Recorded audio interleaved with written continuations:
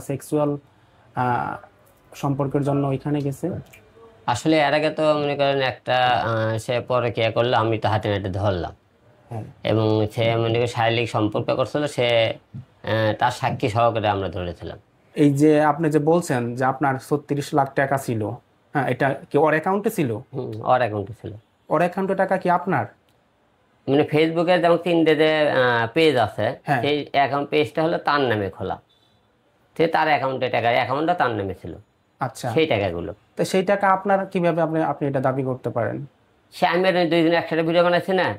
আপনি প্রায় মাস খানেক বা 1.5 মাস আগে আপনি ডিভোর্স দিতে চেয়েছিলেন, সেই আপনাকেই ডিভোর্স দিল। আর অভিযোগটা হচ্ছে, আপনার পক্ষ থেকে অভিযোগ হচ্ছে সে পরকীয়ার জন্য হোটেলে গেছে। হ্যাঁ, আপনি একটা ভিডিও প্রকাশ করছেন। এই ভিডিওটাই কি প্রমাণ করে সে পরক্রিয়ার জন্য বা সেক্সুয়াল সম্পর্কের জন্য ওইখানে গেছে? আসলে এর আগে তো মনে করেন একটা সে পরকীয়া করলো, আমি তো হাতে নাতে ধরলাম। হ্যাঁ। এবং সে মনে করেন শারীরিক সম্পর্ক করছিল, সে তার সাক্ষী সহকারে আমরা ধরেছিলাম। দ্বিতীয়ত মনে করেন শারীরিক সম্পর্ক যদি না করবে, তে কক্সবাজার সে হোটেলে কেন যাবে তাকে নিয়ে? আচ্ছা। সে মনে করেন হলে তার সাথে সে তো কোরআন সে সাপোর্ট করেছে, তাই আমি তার সাথে আর সম্পর্ক করবো না, কোনদিন তার সাথে দেখা করবো না। তা সত্ত্বেও মনে করেন যে তোমার সে সম্পর্ক যেমন নাও থাকে, তাও কোনোদিন সেই ছেলের সাথে আমি যোগাযোগ করবো না। সে তার মেয়ের মাথা ছুঁয়ে এবং মনে করেন সে কয়ে কথা বলেছিল। তারপর সে তার কাছে কেন গেল? আমি ধরেন অন্যায় করেছি, তার শাস্তি আমি পাবো, সে কেন অন্যায় করলো? আপনি বলতে চাচ্ছেন যে কক্সবাজার হোটেলের যে ভিডিওটা, এটা প্রমাণ করে যে সে পরক্রিয়ার জন্যই গেছে এবং সে এর আগে তো তার সাথে করেছে, তা হ্যাঁ, দ্বিতীয়বার সে হোটেলে নিয়ে গেছে, তার কি কারণে? সে হোটেলে কেন যাবি তাকে নিয়ে? কিন্তু বল। এটা তো আপনার আলোচনা হচ্ছে, এটা কোনো প্রমাণ হতে পারে না। কক্সবাজারের ভিডিও যে আপনি প্রকাশ করছেন, এই ভিডিওটা আসলে প্রমাণ হতে পারে না সে হচ্ছে পরক্রিয়ার জন্য এখানে। সে কি অ্যাক্টিং করার জন্য যেতে পারে না, শুটিং করার জন্য যেতে পারে না? কেন অ্যাক্টিং করে দেবে? তাই সে তো কোরআন সে কথায় কোরআন থেকে সাপোর্ট করেছে, কোনোদিন তার সাথে যোগাযোগ করবি না, তার সাথে যাবি না। আর আমি সে কক্সবাজার গেলে তার আমি তা কেন সাথে জানলাম না? সে ম্যাক্স, শুটিং করতে যাবে, সে আমি কেন আমি কেন জানলাম না? সেটা একটা বিষয়, আপনি কেন জানালেন না? তো আরেকটা কেন বিষয়, সে কক্সবাজার যাবে সে? আচ্ছা, ম্যাক্স অভির সাথে না গিয়ে যদি অন্য কারোর সাথে যেত কিংবা শুটিং করতো, অভিনয় করতো, আপনি কি সেটা মেনে নিতেন? সে আমার থেকে অনুমতি নিয়ে যাবি না শুটিং এ গেলে কার কাছে? আপনাদের এই ঘটনার আগে, প্রথম ঘটনার আগে আপনি ওনাকে নিয়ে বাড়িতে গিয়েছিলেন, আলু খেতে আলু তুললেন এবং পরিচয় করে দিয়েছিলেন এক পর্যায়ে আমার শখের নারী, শখের গাড়ি, শখের বাড়ি। হ্যাঁ, এই শখের নারী আপনাকে এরকম করতে পারে, এটা কি আপনি আগে থেকে জানতেন না যে তার এরকম চরিত্রগত ত্রুটি আছে? না, আগে থেকে তার সমস্যা ছিল। যে আমি জানি সে একটা মেয়ে সংসার জীবনে আসলে সে এত ভালো হতে পারে। তাই আমি ভালো করার অনেক রকম চেষ্টা করেছি, কিন্তু চেষ্টা করেও সে ঘুরে ফিরে সে মনে করেন সে খারাপ কাজে লিপ্ত হয়। সে তো ডিভোর্স দিয়ে আপনাকে বলতেছে বা গণমাধ্যমে বলতেছে হচ্ছে আপনি আপনি পরক্রিয়া করেন। হ্যাঁ, আরেকটা বিষয় হচ্ছে আপনার আহ, অভ্যাসে পরিণত হয়েছে যে কোরআন শরীফ নিয়ে ওয়াদা করা। হ্যাঁ। আচ্ছা, আমি যে ওইরকম রিয়াকে ভিডিওতে, এখন তো আমি তো পরকিয়া করি, তো রিয়া তো তাহলে দুই সাইডে যেটা মোবাইলে দেখ, আমি তার মনে করেন সে এক একটা পরকিয়া আপনি গণমাধ্যমে এখন পর্যন্ত দেখাতে পারলো না কেন? দেখাক। আমি দেখে তাকে হাতে নাড়ে ধরি, সে আমাকে ধরে দেখাক। সে হাতে নাড়ে ধরে না কেন? আমি 10টা মেয়ের সাথে সে মনে করেন নাচ গান করতে পারে, সে 10 জনের সাথে করতে পারে না। বুঝতে পারছেন? আপনি আর আপনি 10 জনের সাথে নাচ গান করতে পারবেন, সে পারবে না? ভাই, আমি তো মনে করি সে তো আমার ঘরের বউ, আমি তো তাকে বউ হিসেবে রাখছি, তা তো নায়িকা মডেল হিসেবে রাখিনি। সে কেন বাইরে কাজ করবে? যেটা বলা বলি হচ্ছে যে আসলে এই পরক্রিয়া আসলে কিছু না। হ্যাঁ, মেইন সমস্যা হচ্ছে আহ, আপনার কাছ থেকে সে চলে গেছে, বা হচ্ছে এই যে আপনি যে বলছেন যে আপনার 36 লাখ টাকা ছিল, হ্যাঁ, এটা কি ওর অ্যাকাউন্টে ছিল? ওর অ্যাকাউন্টে ছিল। ওর অ্যাকাউন্টে টাকা কি আপনার? মানে ফেসবুকে যেমন তিনটে যে পেজ আছে, হ্যাঁ। সেই অ্যাকাউন্ট পেজটা হলো তার নামে খোলা। সে তার অ্যাকাউন্টে টাকা, অ্যাকাউন্টটা তার নামে ছিল, আচ্ছা, সেই টাকাগুলো। তো সেই টাকা আপনার কিভাবে আপনি আপনি এটা দাবি করতে পারেন? সে আমি আর দুইজন একসাথে ভিডিও বানাইছি না। আচ্ছা, আচ্ছা, সে তো মনে করেন অন্য জায়গাতে টাকা নিয়ে আসেনি। সে আচ্ছা। কার ফেস দেখে টাকাটা ইয়ে করছে? আরেকটা বিষয় হচ্ছে, আপনি একবার বলছিলেন যে মেয়েরা আপনার কাছে আসে মূলত ভাইরাল হওয়ার জন্য। হ্যাঁ, এই রিয়া মনিকে কিন্তু আসলে কেউ চিনতো না, কেউ জানতো না। আপনার কাছে আসার পরেই কিন্তু সে চিনা জানা পাইছে বা জনপ্রিয়তা পাইছে, তার পেজটা ডেভেলপ করছে। হ্যাঁ, তার মানে কি আপনার কাছে এই টাকার জন্য এসেছিল বা ভাইরাল হওয়ার জন্য এসেছিল, এরকমটা মনে করেন যে আসলে অবশ্য ভালোবাসা কিছু না? না, এখন বোঝা যাচ্ছে সে মনে করে ভাইরাল হওয়ার জন্য, সে টাকার জন্য আমার কাছে এসেছিল। কারণ আমাকে সে ভালোবাসলে হাজার মনে সংসারে ক্যাসালবি গন্ডগোল হবে, বিভিন্ন রকম হবে, সে বাইরে কেন যাবে? সে কিছু হলে সে বাইরে কেন যায়? তাহলে অবশ্যই সে টাকা আর আমাকে ব্যবহার করার জন্য এসেছে। আরেকটা বিষয় আমরা প্রায়ই দেখি মিডিয়াতে, হ্যাঁ, এরকম ডিভোর্স হয়ে গেলে বা সম্পর্কের ছেদ পড়লে এইভাবে কেউ কাদা ছোড়াছুড়ি করে না, কিন্তু আপনারা এরকম কাদা ছোড়াছুড়ি কেন করলেন? এইভাবে প্রকাশ না করেও তো ডিভোর্স হতে পারতো। সে ডিভোর্স তো মনে করেন সে দিছে, আমি তো না। না, সে দিছে ঠিক আছে, কিন্তু আপনি কাদা ছোড়াছুড়ি বেশি করছেন।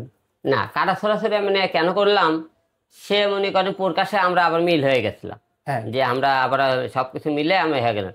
তা আমি তো এটা না জানাই বিষয়টা, হয়তো আপনার মধ্যে হিরো আলমের সাথে এই দিয়ে আপনি এখনো আছে, সে আমার সাথে না থেকে যে এই যে বিভিন্ন হোটেলে ধরা পড়ছে, নামটা কিন্তু হিরো আলমে যা হয়েছে, হিরো আলমের বউ ধরা পড়ছে।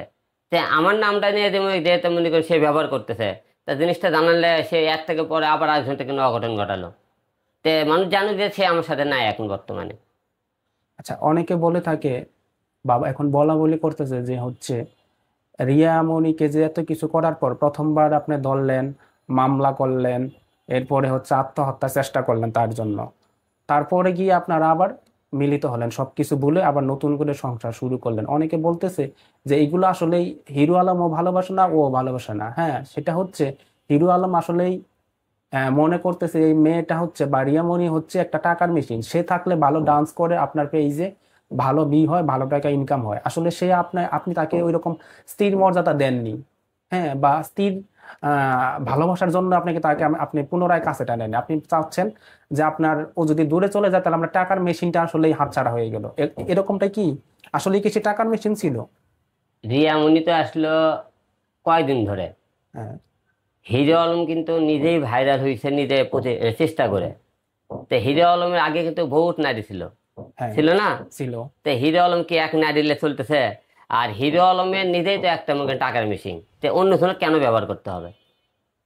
হিরো আলমের ফেজের তো একটা মূল্য আছে। এই যে আপনি ইন্টারভিউ নিয়ে বেড়াচ্ছেন, আমার তো মূল্যায়ন থেকে আপনি কেন আছেন? তা তো অবশ্যই। তাহলে রিয়া মনিক দিয়ে তো হিরো আলম ব্যবহার উপরে উঠতে হবে না, যে রিয়া মনিক দিয়ে ইনকাম করতে হবে না। এটা সম্পূর্ণ ভুল ধারণা মানুষের।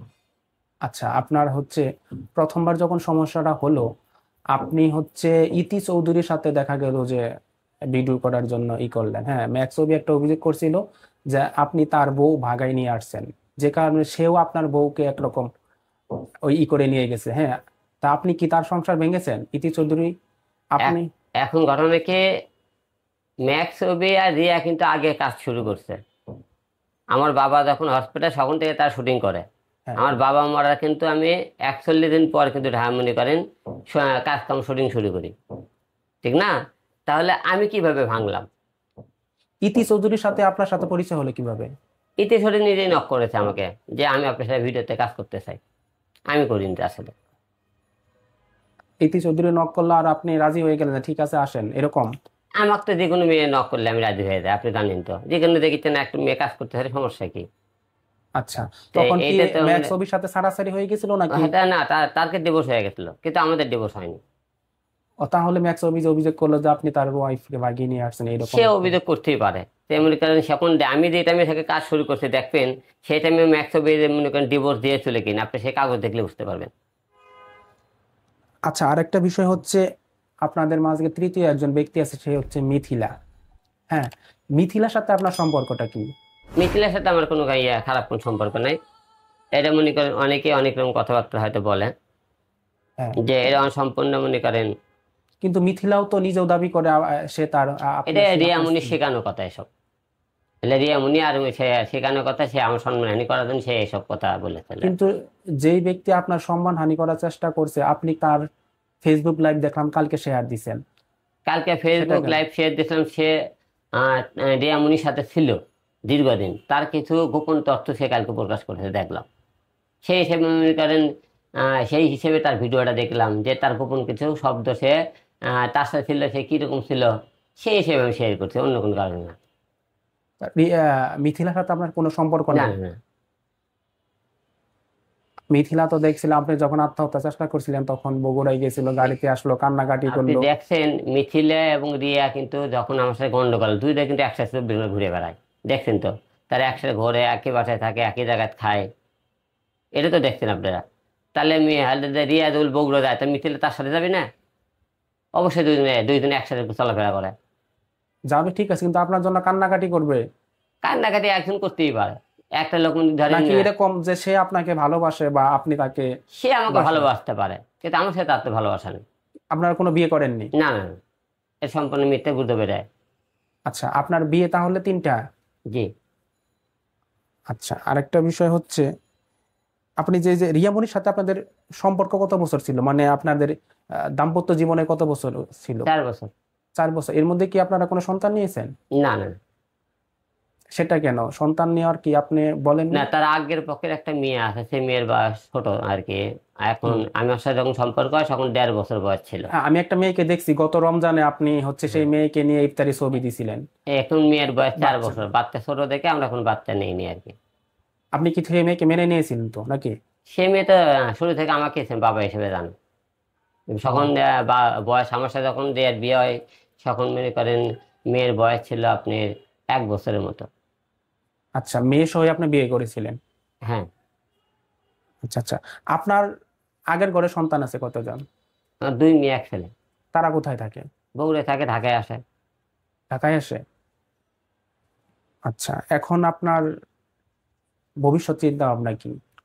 ভবিষ্যৎ চিন্তা ভাবনা কি, এখন কাজ কাম আগের মতো যেরকম করতেছেন কাজ কামে এখন মন দেবো এই আর কি। আচ্ছা, বিয়ে নিয়ে তো আর কোনো চিন্তা ভাবনা না নেই? না না, এসব নিয়ে এখন চিন্তা ভাবনা নেই। যেহেতু একবার রিয়ামনির সাথে আপনাদের সম্পর্ক খারাপ হওয়ার পরও আপনি সম্পর্ক মেনে নিয়েছিলেন, আবার রিয়ামনি ব্যাক করছিল, আপনিও নিয়েছিলেন, এখন আবারও যদি সে ফিরতে চায় আপনি কি তাকে নিবেন? না, সম্ভব না।